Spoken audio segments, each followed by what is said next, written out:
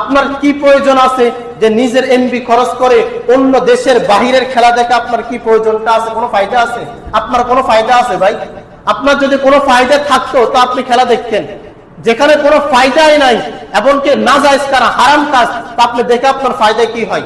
মানুষ যখন ঘন্টাকে ঘন্টা কোনো কাজ করে, ঘন্টাকে ঘন্টা কোনো কাজ করে বা রিক্সা চালায়, শ্রমিকগিরি করে, তখন সেটার মধ্যে তার একটা ইনকাম আসে না ভাই? তা আপনি যে এগুলো করতেছেন, খেলা দেখতেছেন, সবার কথা বলতেছি ভাই, খেলা দেখতেছেন, তা আপনার কি ফায়দা হচ্ছে এখানে? আপনি তো গুনাহের কাজ করতেছেন, গুনাহের কাজ করতেছেন না ভাই? হ্যাঁ, আপনি একটা বিবেক করে দেখান যে আমি রাত্রে ঘুম জাগ্রত হইয়া খেলা দেখলাম, আপনার কি ফায়দা হয়েছে? মানে কি ফায়দা হয়েছে আপনি মিলিয়ে দেখবেন যে আমি রাত খেলা দেখলাম বা রাত আমি সবার সাথে বসে আমি খেলা দেখলাম, আমার কি ফায়দা হয়েছে আপনি চিন্তা করে দেখিয়েন একটু।